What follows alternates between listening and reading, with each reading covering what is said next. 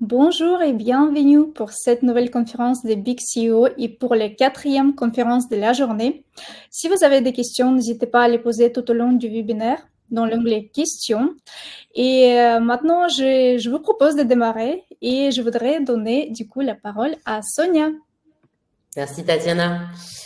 Bonjour à tous et bienvenue dans cette conférence. Alors aujourd'hui, comme vous devez le savoir, on va parler d'intelligence artificielle dans l'e-commerce et la manière dont l'intelligence artificielle peut optimiser l'expérience de vos utilisateurs. Alors je vais commencer tout d'abord poliment par me présenter. Je suis Sonia, je suis consultante e-commerce chez D&D. Donc D&D, c'est une agence de conseil et de delivery.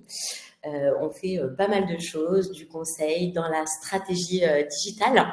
On fait des builds e-commerce. On travaille aussi sur tout l'aspect de vos architectures du système d'information.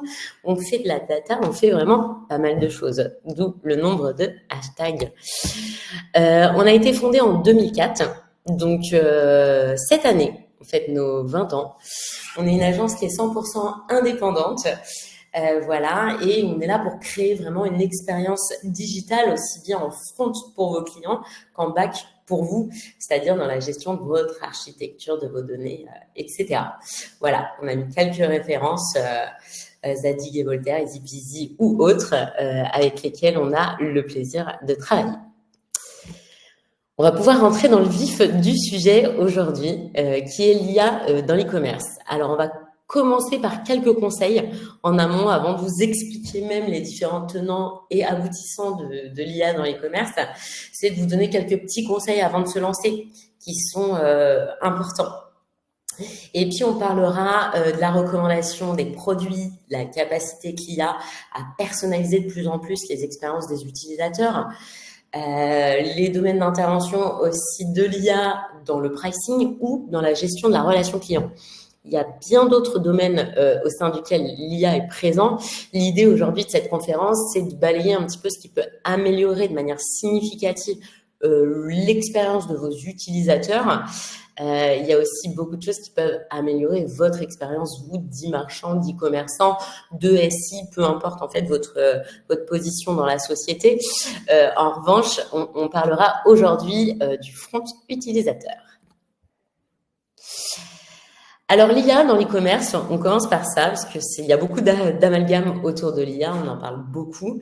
L'IA c'est quoi? C'est en fait la capacité qu'a une machine à apprendre à base de données telles qu'un cerveau humain apprendrait à base de notre expérience. Voilà, nos expériences de vie diverses et variées. Donc une expérience, si elle est bonne, c'est bien. Si elle est mauvaise, on apprend aussi. L'IA, c'est pas exactement la même chose parce que c'est mathématique, ce sont des machines et donc des algorithmes. Ce qui signifie qu'elle se base sur des données. Et là, on peut pas se dire que la donnée, qu'elle soit bonne ou mauvaise, la machine va apprendre, c'est pas le cas. L'essentiel et la base de tout l'apprentissage d'une machine, c'est la donnée. Donc c'est pour ça qu'on fait un petit peu cette comparaison généralement avec l'intelligence humaine. Le socle, la base de l'intelligence artificielle, c'est la donnée, elle se doit d'être qualitative. Et d'ailleurs, ça reviendra avec ces petits conseils avant de se lancer.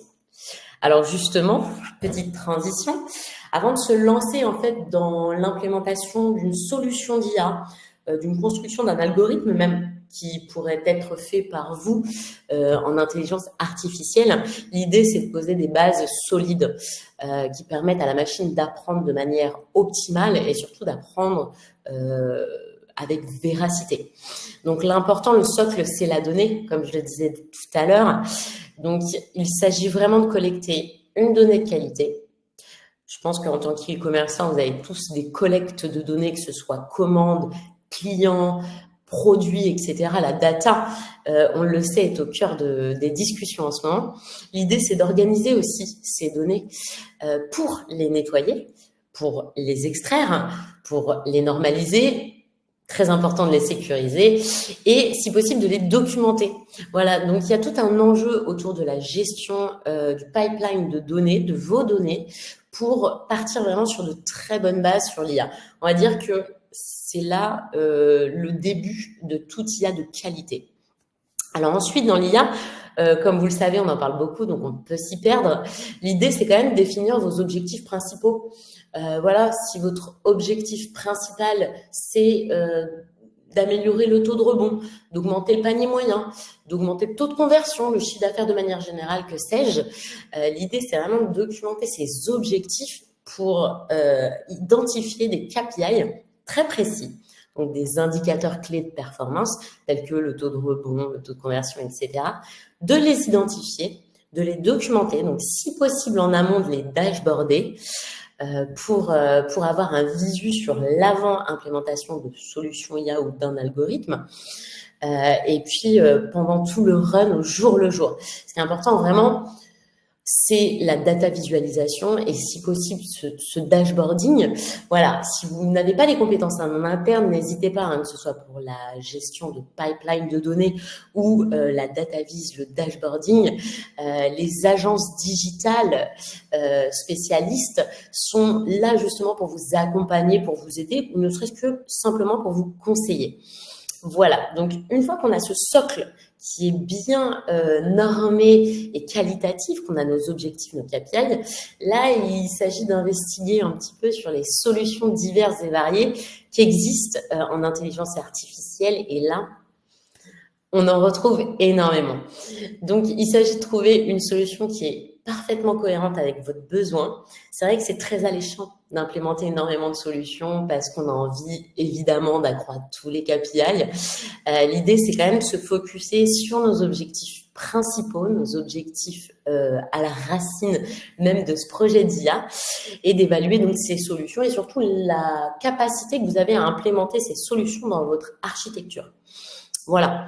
L'idée, c'est d'avoir des solutions plutôt faciles à implémenter, qui vous permettent d'évoluer aussi tout au long du cycle de vie de votre site, ou même si vous en implémentez potentiellement en back-office sur vos solutions d'architecture.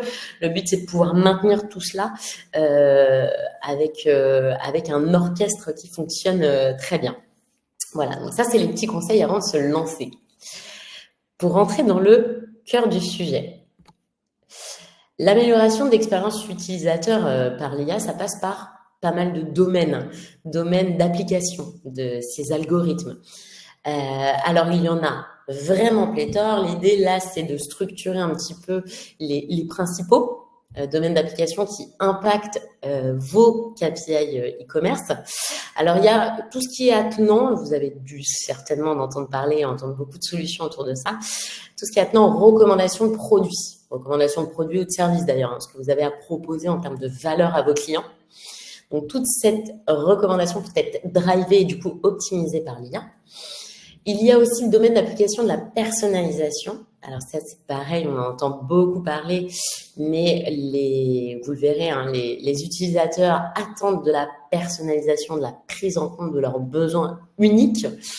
Donc ça, c'est vrai que c'est quelque chose qui est très important à mettre en place et l'IA peut être hyper efficace là-dedans. Ça peut optimiser et améliorer aussi votre relation client, que ce soit de la gestion client par chatbot, voicebot, voilà, service client ou relation avec la marque ou l'enseigne. Dans tous les cas, ça peut avoir un impact aussi très positif. Et puis, on traitera aussi de la tarification, c'est-à-dire de la manière dont vous pricez vos produits, vos services sur votre site et de l'optimisation de ça grâce à l'intelligence artificielle. Voilà. Alors, ce qu'il faut savoir déjà, et ce qui est très important en termes de recommandation de produits et de personnalisation, c'est que ce sont des sujets très stratégiques. Je vous donne des petits exemples pour que vous vous rendiez compte. Chez Sephora, grâce à la recommandation personnalisée de produits, ils ont amélioré de 11% leur taux de fidélisation. Alors 11%, c'est peut-être pas un chiffre waouh, mais sur la quantité de clients sur ce type d'enseigne, c'est quand même quelque chose qui est extrêmement sensible. On peut parler aussi de Netflix, qui en proposant des recommandations de films, de documentaires basés sur le comportement de ses utilisateurs, ont augmenté leur revenu moyen par user de 12% par utilisateur. Donc, on voit cette sensibilité autour de la recommandation et potentiellement de la recommandation personnalisée. Il faut savoir aussi que 35% des ventes d'Amazon, ce qui représente quand même un petit peu de ventes, sont dues et proviennent de la recommandation de produits. Parce que quoi? Parce que le taux de conversion, il est plus élevé de 5,5 fois quand un utilisateur clique sur une recommandation de produit, qu'elle soit personnalisée ou non d'ailleurs. Donc c'est loin d'être insensible sur le taux de conversion et potentiellement sur le panier moyen. Alors à travers différentes études, on s'aperçoit qu'il est à peu près, il est possible d'augmenter de 35% ses ventes si on rentre dans des offres vraiment personnalisées. Et il s'agit de 73% des clients, donc ça fait quand même la majeure partie des clients qui attendent justement la prise en compte par les marques de leurs besoins et de leurs attentes uniques. Donc quand on dit unique, on attend justement personnalisation. Alors, il y a plusieurs types de recommandations de produits parce que techniquement, l'intelligence artificielle, on ne va pas rentrer dans le détail, mais se base sur des algorithmes de machine learning, de deep learning, de reconnaissance visuelle, du langage naturel. Il y en a plein techniquement. La recommandation de produits en particulier, il y a plusieurs sortes de recommandations. Donc là, c'est pour vous indiquer un petit peu ce vers quoi potentiellement il est intéressant d'aller pour vous stratégiquement. Alors, il y a la recommandation de produit qui est basée sur le contenu. Déjà, sur un contenu qui serait le contenu de vos clients, donc les attributs, les données relatives à vos clients. Ça peut être aussi les contenus de vos produits, les attributs relatifs à vos produits, et justement le score de pertinence entre les deux. Donc ça, c'est vraiment entre le client et le produit, quels sont les meilleurs produits à recommander. Et ça, l'intelligence artificielle est capable d'apprendre au fur et à mesure, bien sûr, qu'il collecte de la donnée. Il y a aussi les filtrages collaboratifs. Ça, c'est beaucoup utilisé, notamment chez Amazon, mais chez beaucoup, qui sont en fait des filtrages, des recommandations par similarité entre les utilisateurs. Vous avez sûrement vu les clients qui ont acheté ce produit ont également acheté. Voilà, donc c'est vraiment le collaboratif, c'est des similitudes qu'on retrouve entre les utilisateurs ou entre les produits. Puis il y a des filtrages hybrides qui utilisent vraiment les deux technos, sachant que ce qui est intéressant justement dans cet algorithme d'apprentissage de la machine, c'est d'effectuer le plus de croisements de données pour arriver à un résultat optimal. Donc, intéressez-vous à la manière dont les solutions filtrent. Il y a aussi les filtrages, donc recommandations de produits par démographie, par géographie ou potentiellement comportementaux. Voilà, donc ça c'est hyper intéressant pour coller vraiment au cœur de votre business. Et puis la personnalisation, donc, parce que là on parle beaucoup de recommandations de produits, mais autour de la personnalisation, c'est pareil, c'est applicable à énormément de domaines. La personnalisation, ça peut être celle à laquelle on pense directement, qui est la personnalisation de contenu. On arrive sur un site avec une page d'accueil qui nous accueille différemment en fonction d'un segment client. Mais il y a pas mal d'autres personnalisations possibles sur un site. Alors, il y a la personnalisation déjà du design, potentiellement, pour X ou Y raison. Il y a aussi une personnalisation qui peut aller dans les points de détail, tels qu'une description de produit. Une personne en fonction de son segment de client, son âge, peu importe en fait ses intérêts, la description de produit pourrait être différente. Il y a des personnalisations autour de la communication, des offres promotionnelles. Très intéressant de faire des offres promotionnelles vraiment uniques aux clients. Ça déclenche beaucoup plus. Et il y a aussi de la personnalisation potentiellement sur des résultats de recherche. Pour un même mot-clé, une même recherche, deux personnes peuvent avoir des résultats différents, tout simplement par rapport à leurs critères comportementaux ou alors par rapport à des trends. Le résultat peut être différent d'une semaine à une autre. Voilà, donc cette personnalisation aide énormément la conversion et également au service de tous les autres KPI qui peuvent être des KPI d'intérêt, le taux de rebond, le taux de sortie, ça peut être du panier moyen, ça peut être plein d'autres indicateurs qui sont en fait au service de votre business. Voilà, donc n'hésitez pas à aller dans les détails de ce qu'offre la personnalisation et la recommandation, qui sont un peu des notions finalement génériques. Alors, on a encore des petits conseils autour de ça, au sujet de la recommandation et de la personnalisation. L'idée, alors, je me répète un peu, mais c'est tellement stratégique et important, c'est le socle de tout, c'est de collecter et diffuser de la donnée de qualité. Encore une fois, la machine va apprendre seulement avec vos données. Donc, vos données doivent être qualitatives et lisibles, donc c'est-à-dire formatées, normalisées. Donc ça, c'est très important, cette collecte, cette diffusion de la donnée. Alors, j'oublie le nettoyage, etc., mais c'est très important également, hein, j'en ai parlé en amont. L'idée aussi, c'est de tester différentes approches potentiellement. Vous pouvez tester des filtrages, donc des recommandations de produits par filtrage qui soient différents.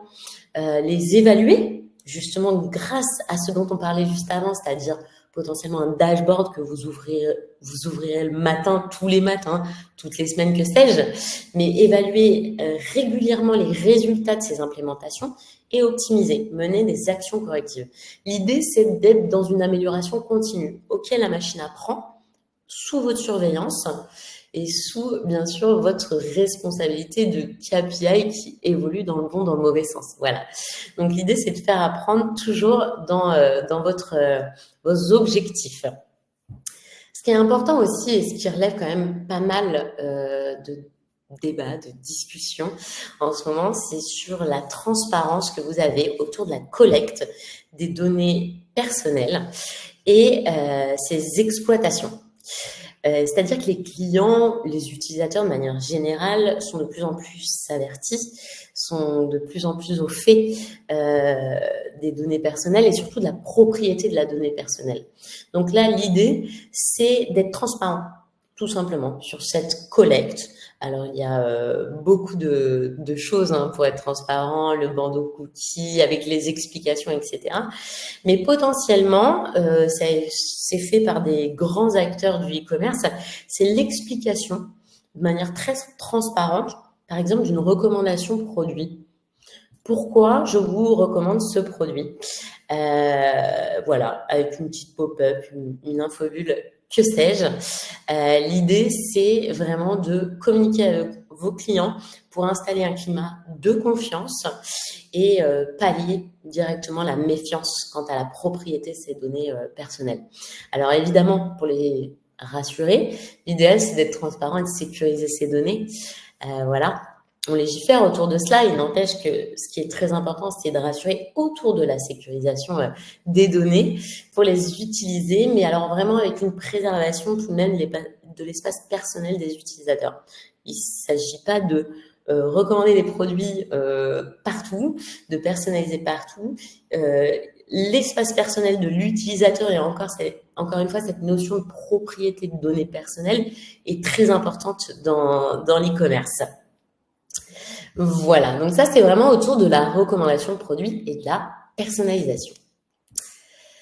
Au sujet du pricing, alors le pricing, c'est un vaste sujet parce qu'évidemment, il y a des pricing qui peuvent être fixes pour des raisons de résultats nets, de marché, etc. L'idée, c'est potentiellement d'apprendre à une machine à optimiser non seulement la marge, mais la demande, la conversion pour vos produits. Il existe dans le pricing plusieurs typologies. Il ne s'agit pas que d'aller regarder les prix et la tarification des concurrents, ça va au-delà. La machine est capable d'apprendre beaucoup de choses. Alors, il y a d'abord un domaine qu'on appelle l'analyse prédictive, qui est une analyse en fait qui prédit des tendances futures en analysant les données historiques. Donc, généralement, un certain nombre de données qui recoupent des données produits, du prix, des attributs, donc des spécificités de produits et des données de commande, typiquement. Mais ça peut être aussi des données de clients. Donc, il s'agit vraiment de faire apprendre à la machine les tendances, les grandes tendances de ces données historiques. C'est pour ça que plus on a de données en termes de quantité, et mieux c'est. pour en prédire des trends et donc s'adapter en termes de prix. Très important. Alors, il y a aussi la tarification dynamique. Ça, c'est potentiellement des prix qui peuvent s'adapter en temps réel en fonction de la demande, en fonction de l'actualité, de tendances, de conditions du marché, simplement en fonction de la concurrence. Voilà, il existe des algorithmes qui permettent effectivement de calculer, de restituer en temps réel ce système de tarification. Alors ensuite, il y a un domaine d'application qui est l'optimisation de manière générale des prix. Donc là, ce sont des algorithmes qui permettent d'identifier l'élasticité prix, c'est-à-dire l'impact du changement de prix sur la demande de vos produits. Et ça, c'est très intéressant pour fixer des prix optimaux et surtout driver potentiellement les demandes en fonction d'un stock ou que sais-je. Voilà. Et puis ensuite, il y a des algorithmes d'intelligence artificielle qui font de l'expérience de tarification. Donc là, qui testent différentes stratégies de tarification. Au-delà du prix intrinsèque du produit, c'est potentiellement des interactions entre différents prix de votre catalogue produit pour toujours en tirer évidemment les meilleurs indicateurs de performance, les meilleures stratégies de tarification et leurs impacts sur les KPI. Voilà, donc il y a pas mal de solutions qui existent là-dessus. L'idée, c'est d'opter pour un positionnement prix qui sert votre marque et qui sert votre marge. Voilà, donc ça, pour le coup, l'intelligence artificielle a une réelle valeur ajoutée sur ce sujet qui est généralement le prix, un sujet assez sensible avec des données plutôt fixes, telles que le prix d'achat. Voilà, donc l'optimisation manuelle reste tout de même un petit peu complexe, dirons-nous. Voilà pour le pricing.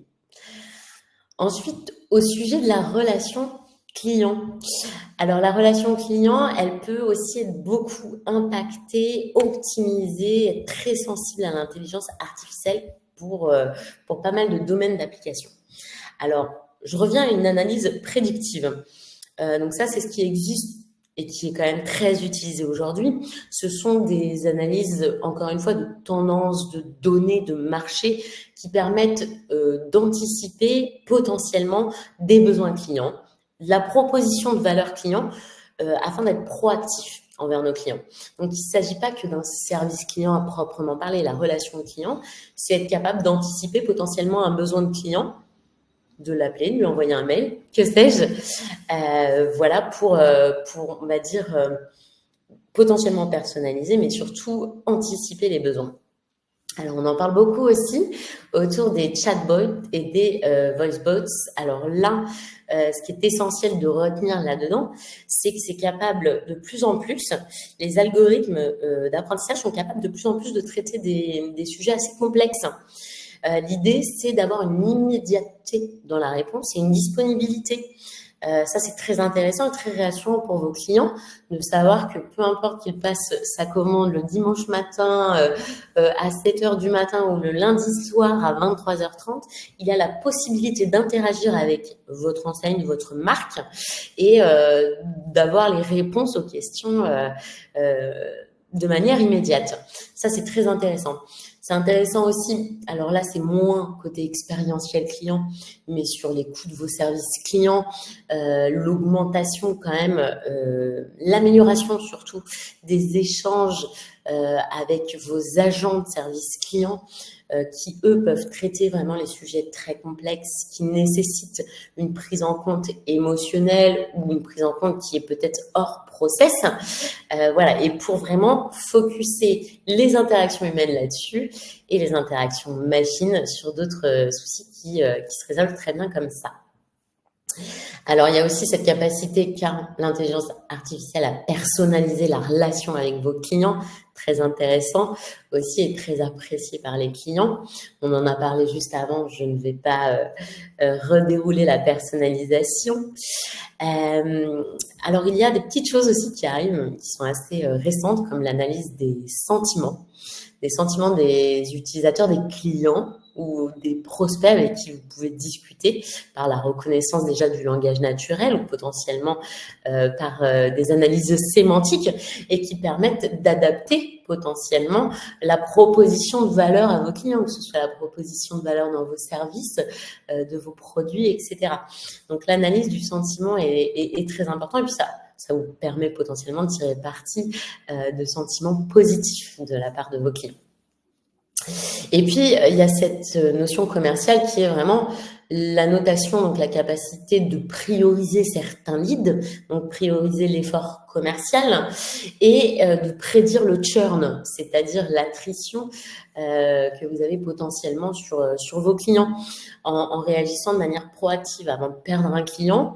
Il s'agit de le pressentir avant même qu'il ait lui-même l'idée de partir ailleurs et de le retenir par de la personnalisation, de l'offre promotionnelle, de la relation client de qualité. Voilà, donc ça c'est l'IA, ce à quoi peut vous servir l'IA dans la gestion de votre relation client. Et là c'est pareil, il y a beaucoup de solutions, de chatbots, des solutions intégrées à des CRM qui vous permettent même de segmenter vos clients, etc. pour optimiser cette relation.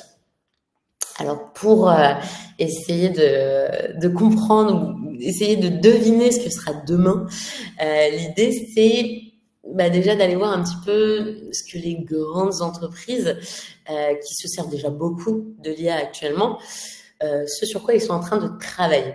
Alors, en ce moment, il y a énormément de travail et d'ailleurs des prémices, voire un petit peu plus, autour de la réalité augmentée et de la réalité virtuelle.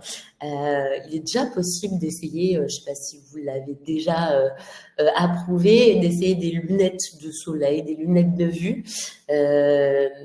directement sur votre nez via votre ordinateur ou votre téléphone. Il est déjà possible potentiellement de visualiser un tableau ou que sais-je, un ameublement au sein de votre appartement maison. Voilà, donc ça c'est de la réalité augmentée, c'est de la projection du produit ou du service d'ailleurs dans quelque chose de réel, donc que ce soit vous physiquement ou la pièce la pièce dans laquelle vous souhaitez potentiellement exposer vos produits. Voilà, donc ça va aider beaucoup sur la projection déjà, la projection pour les clients pour acheter, donc la conversion.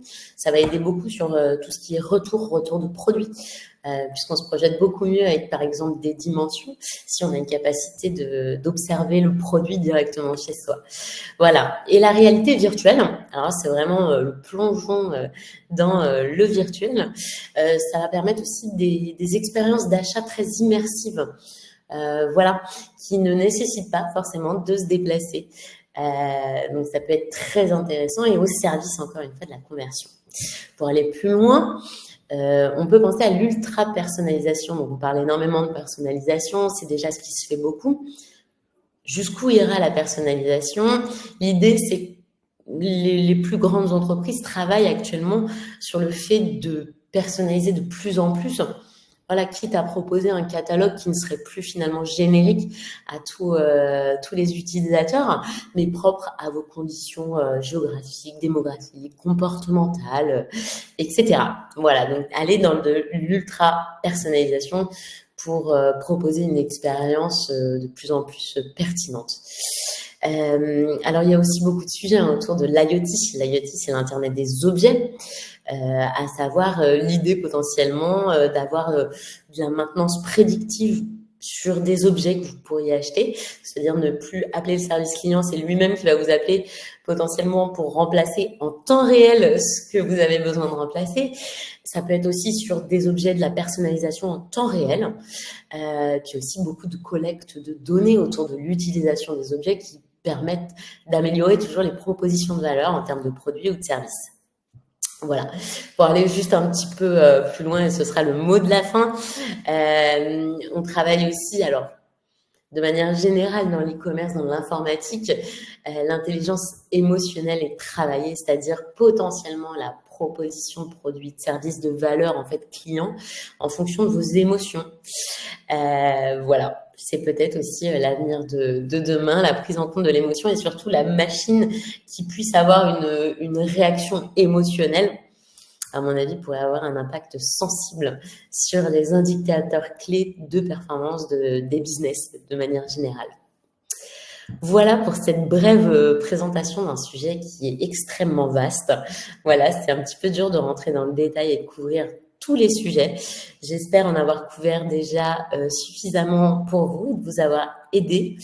N'hésitez surtout pas, si vous avez des questions complémentaires, si vous avez besoin de conseils ou d'accompagnement autour de la gestion de vos données, de l'exploitation de vos données par des dashboards ou de l'implémentation de solutions d'intelligence artificielle, n'hésitez pas à nous contacter à l'agence D&D ou directement me contacter sur LinkedIn. Je me ferai un plaisir de répondre à vos questions, à vos demandes. Et je vous remercie énormément d'avoir participé à ce webinaire. Alors, n'hésitez pas à me faire parvenir des questions. Il nous reste un petit peu de temps potentiellement pour échanger. Donc, en termes de questions, alors, est-ce qu'il y a eu des questions qui ont été déjà sélectionnées? Alors, les questions sélectionnées. Quels outils concrètement? Alors, ok, donc on peut parler d'outils. Alors, c'est Carmen qui nous pose cette question d'outils. Alors, il y en a beaucoup. Nous, on a des... Alors, quand je dis nous, c'est l'agence D&D. On a potentiellement des partenariats avec beaucoup d'outils, on a des solutions et on implémente d'ailleurs plein de solutions diverses et variées. Alors, les solutions, ça dépend de quel sujet. Pour ce qui est recommandations et search, donc résultats de recherche et personnalisation de la proposition en fait de produits, il y a des solutions telles que vous devez certainement connaître Nosto ou Algolia, voilà ce genre de solutions qui sont, il me semble, plutôt côté client et non pas côté serveur, qui permettent d'implémenter assez facilement sur vos sites de la personnalisation. Voilà, de produits, de la recommandation aussi de produits, qu'elles soient personnalisées ou pas. Voilà. Côté pricing, alors là, il y a pas mal aussi de solutions, ça dépend de ce dont vous avez besoin et des domaines d'application. Il y a du pricing, qui est une solution qui est énormément utilisée pour tout ce qui est justement recommandation en termes de pricing et vérification avec plaisir Carmen, de la concurrence. Il y a Reactive de Mindterest pour le pricing. Et niveau chatbot, nous, on travaille beaucoup avec Crisp, Georgias notamment, iAdvise, qui permettent vraiment d'optimiser toutes ces interactions avec les clients et tant d'autres. Voilà. Alors, en termes de questions, on a Pauline qui nous demande, est-ce que votre agence accompagne les e-commerce dans l'utilisation de l'IA? Eh bien, tout à fait. C'est ce pourquoi, justement, on prend la parole aujourd'hui. C'est tout d'abord pour parler d'un sujet qui est extrêmement intéressant et d'autre part, pour signifier que notre agence D&D et d'autres agences, mais on est là pour vous accompagner, en fait, dans cette démarche parce que, comme je vous le disais, il y a beaucoup de solutions, beaucoup de façons de l'implémenter. Il est quand même... c'est un sujet qui est assez sensible en fait. Il est facile potentiellement de se tromper ou de faire apprendre à la machine quelque chose qui ne soit pas dans une véracité absolue de par une gestion de données tout simplement qui n'est pas optimale, on va dire. Donc nous, on agit énormément là-dessus aussi avec nos clients, e-commerçants ou pas d'ailleurs, à partir du moment où vous avez une architecture SI qui gère de la donnée. On accompagne les clients sur la gestion de cette donnée, que ce soit de la collecte jusqu'à la restitution, donc le database de dashboarding, jusqu'à aussi l'implémentation d'une solution d'IA et l'utilisation, je dirais même jusqu'à l'utilisation optimale. Encore une fois, avec l'IA, on en parle énormément, c'est très tendance. Il s'agit de focuser et ses besoins, d'être très vigilant et de suivre toujours la même route. Voilà. Donc tout à fait. On est totalement capable de vous accompagner dans ce type de sujet. Alors, je recherche d'autres questions. Surtout, n'hésitez pas. N'hésitez surtout pas. Hop. Alors, je vois que c'est en train d'écrire. Donc, à mon avis, Il y a beaucoup de questions. Bon, alors, s'il n'y en a pas beaucoup, c'est peut-être que je vous ai dit ce qu'il fallait. On va penser comme ça. On va penser positif. Mais alors, n'hésitez pas, hein, vous pouvez me poser toutes les questions que vous voulez. Il nous reste un petit peu de temps. Pas de souci. Alors, côté CRM, je vois que Cédric posait la question des CRM les plus recommandés. Alors moi, ce dont je vous parlais, c'était effectivement la gestion de la relation client des CRM, des outils de marketing automation. Il y a pas mal d'outils qu'on connaît bien et qui sont assez performants, qui optimisent vraiment l'expérience de vos clients et la relation que vous avez avec vos clients.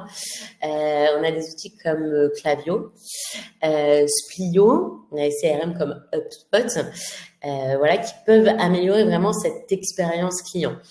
Voilà, alors on travaille avec beaucoup de solutions différentes.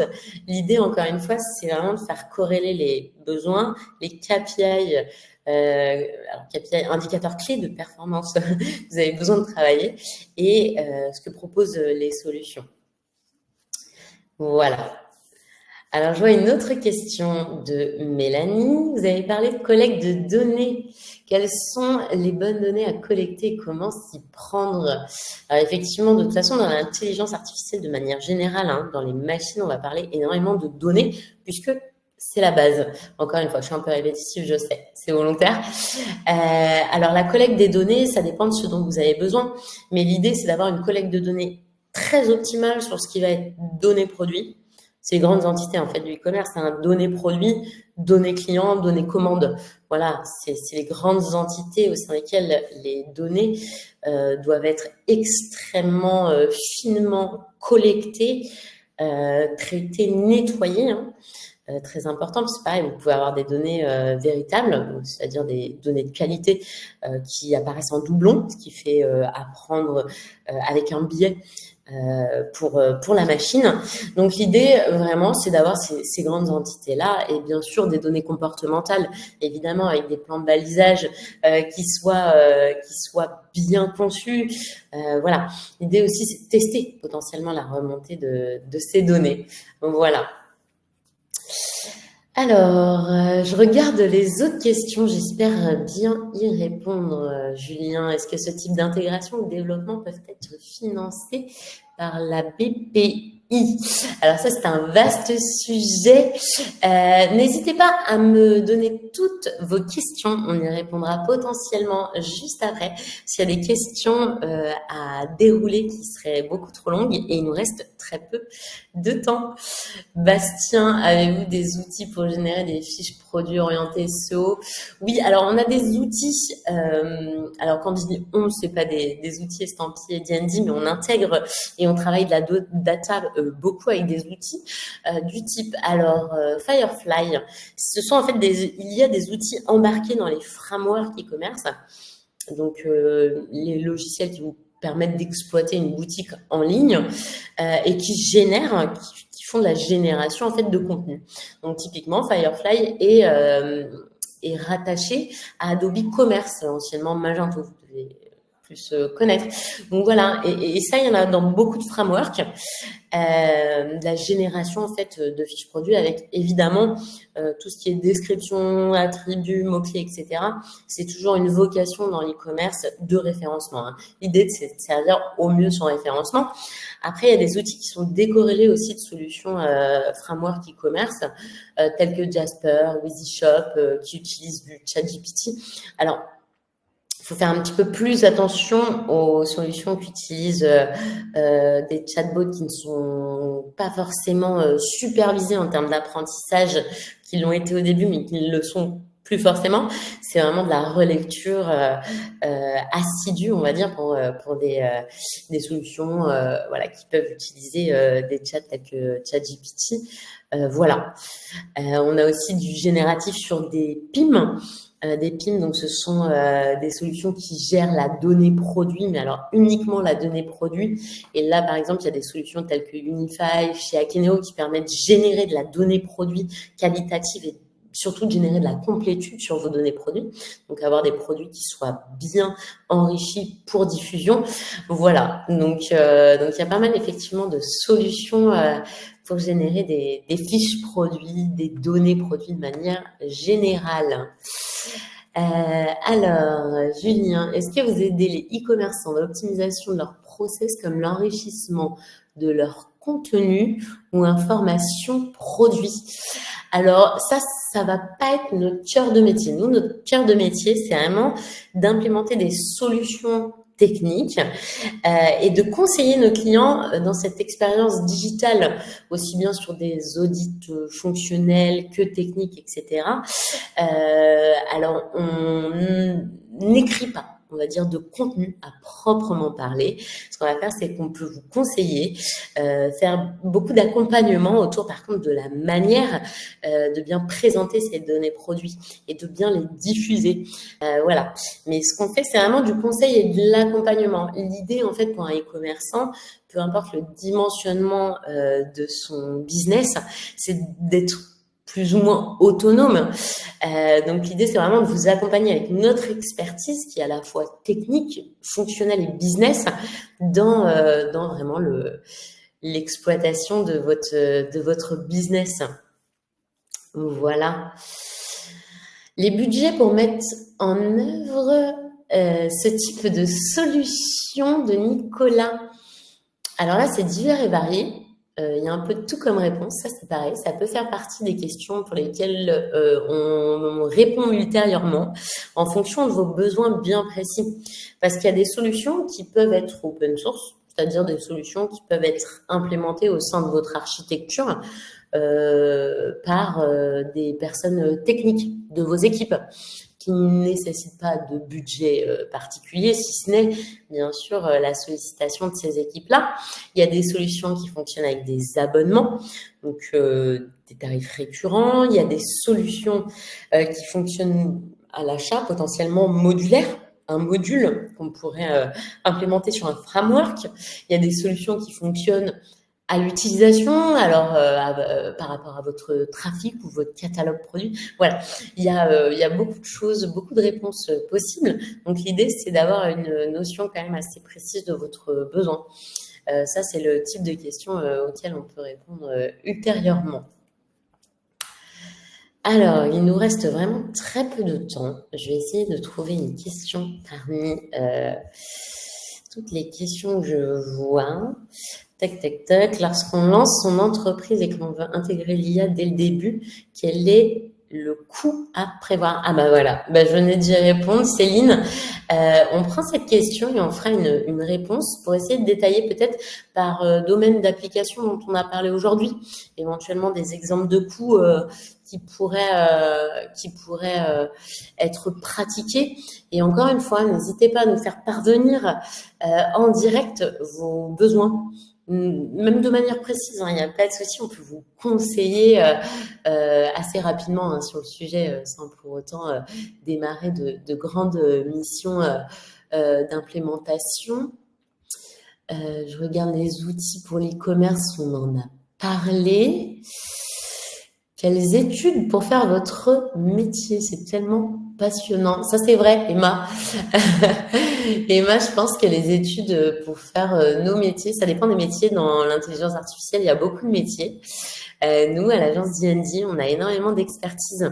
On a des expertises qui couvrent l'expérience utilisateur, c'est-à-dire l'UX et l'UI, donc l'interface utilisateur. On fait des maquettes, des wireframes. On a l'expérience technique, c'est-à-dire des développeurs, front et back. Donc là, c'est plutôt des études techniques, informatiques. Voilà. On a des personnes consultantes comme moi qui ont travaillé dans pas mal de sujets et qui justement abordent de plus en plus des sujets transverses. Voilà, il y a un peu tous nos métiers, surtout chez D&D. Voilà, on a beaucoup de pools d'expertise pour servir au mieux toutes les typologies de clients. Et je crois qu'on va bientôt m'arrêter, il me semble. Merci Antoine. Voilà, je pense avoir répondu à la majeure partie des questions. J'avais pour but de finir à 15h15, il est 14h. J'aime bien quand on est un petit peu en avance. Voilà, n'hésitez pas, hein, surtout, je vous remets sur la présentation. N'hésitez pas à l'agence D&D, on est présent sur tous les réseaux sociaux. N'hésitez pas à me contacter en direct sur LinkedIn si vous avez besoin, nous formuler vos demandes. Merci beaucoup et merci à tous pour votre participation, c'était super.